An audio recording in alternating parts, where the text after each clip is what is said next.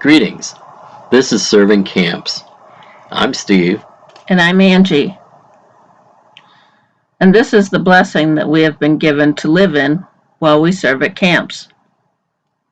We've been serving camps now for many years and want to share with you our experiences along the way.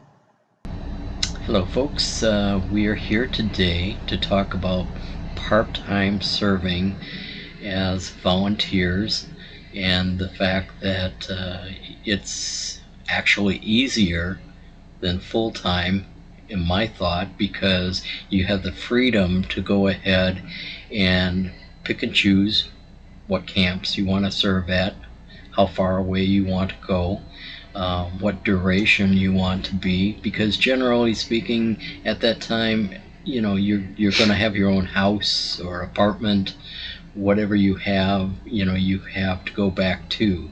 It's a situation where you can pick and choose whether or not you want to serve for a week. No, let's take it back. For a day or a weekend.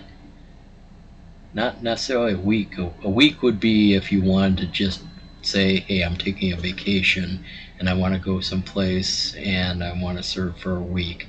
But generally it's a day or a weekend type situation, and you have the freedom to go. Any other thoughts, Angie? I think the best way to get involved is to, find a camp. Use our episode 3 and use the CCCA website that we showed you on our last episode, and go in and find a camp that's close to you. Or better yet, you could ask your church. Oftentimes churches send youth groups, or even as young as elementary, to camp, and they promote summer camp, and you might want to support that particular summer camp if you have kids, so that you get to know the camp and the staff. But either way, it's easy to contact them by using the website that we showed you and getting their contact information, calling them up and just saying, hey, we want to come serve. If you can ask them if you're a family, you can ask them if they have projects that your family can do. It could be something as easily as some, a little bit of landscaping, raking leaves, or could be, a serve day. Maybe they're having a serve day or a serve weekend, and they have all sorts of different projects that you can come up and try out.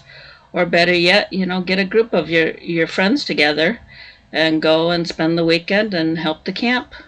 It's all in your attitude and, being willing to do whatever they ask of you, but also keeping in mind that if you have any health concerns, like for myself, I have a bad back, so I can only work so many hours a day when I work. Usually it's like three or 4. Today it was 5.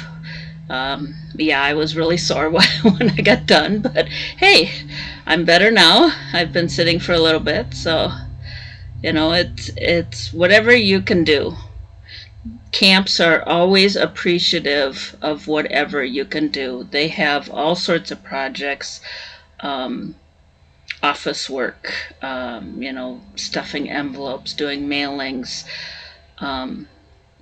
working in the dining hall. If there's a retreat there, you can, help with serving the food or prepping the food. A lot of times the women will do those kinds of things. Guys can do it too. No, guys can't do dishes. Can the guys do dishes? Oh, sorry. Steve just did 2 hours of doing dishes. Lots of dishes. Pots and pans and everything else like that. Yep, sort of thing. So. And Steve does a lot of light maintenance as far as changing out electrical connections and just fixing things, replacing boards, putting in Wi-Fi outlets, light switches, thermostats. Yep, all that wonderful stuff. Hey, can we give a plug? Yes. We'll give a plug. Do you see Oh, there it is right there. See, Tejas? Yes. Tejas? Here's a little plug. They've got a serve day coming up, and we'll give the screenshot of when the serve day is taking place, or she even looks it up, sort of thing. And it's just one day, but I'm pretty sure they'll have probably 4 or 5 different activity type projects taking place, from somewhat kid friendly all the way up to really needing some help, sort of thing. So um, if you're in the Giddings area of Texas, you can Austin, Houston. well, Austin, it's about an hour from Austin, about 2 hours from Houston, sort of thing. It was when we were in Austin that we found out about Tejas, and yeah, whole another episode on that one.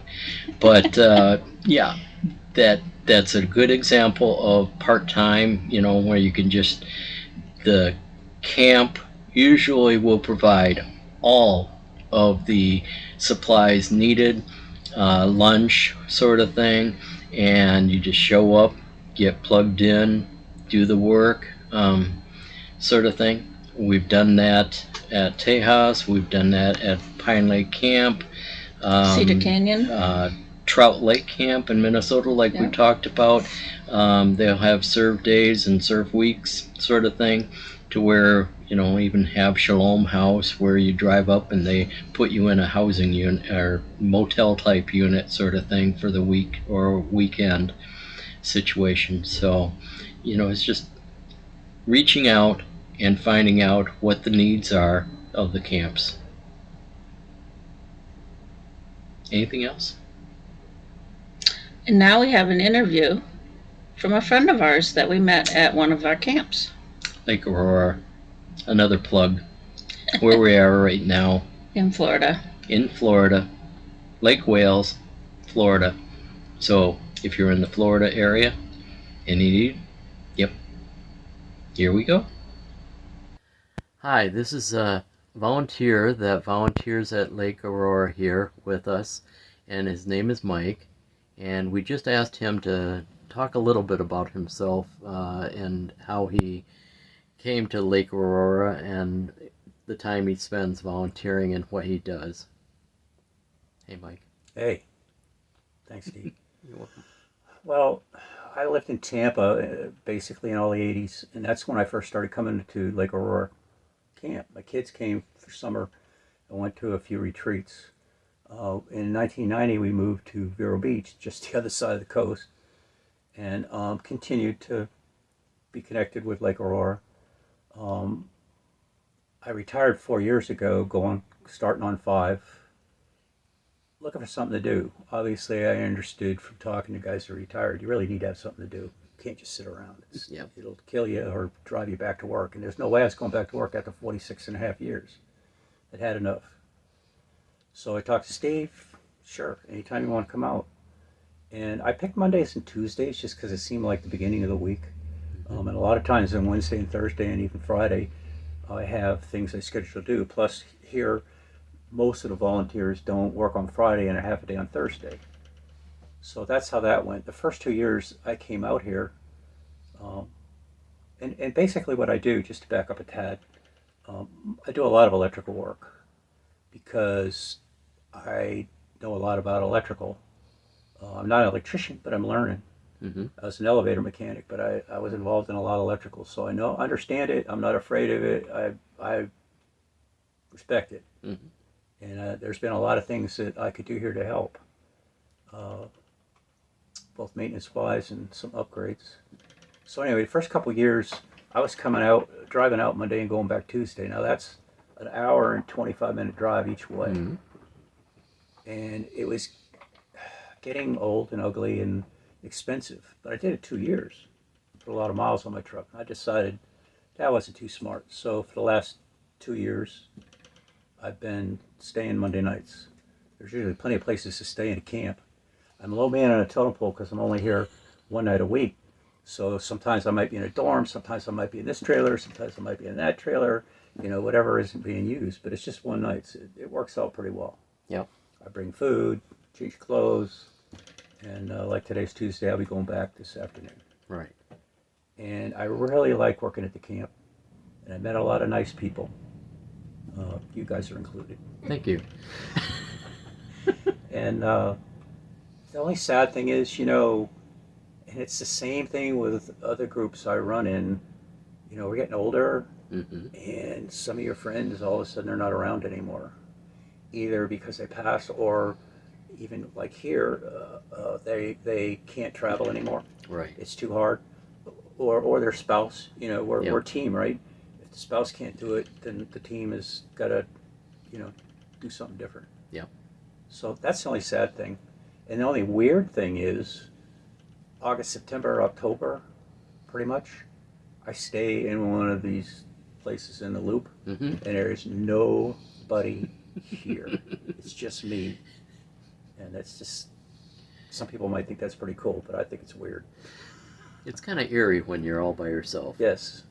And yep, I've been at a camp in Camp Grace, and we're like that for 6 weeks. We went in, there were no guests, there were no other volunteers.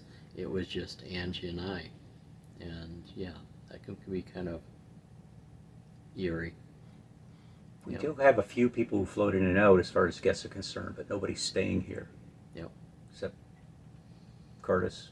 He's Mhm. here all the time. Mhm. So that's it. So that might be a really good time to have volunteers coming in. Yeah, and need sometimes, it. like there's a weekend coming up, I won't be able to be here on Tuesday. It's never a problem. I mean, it's all flexible.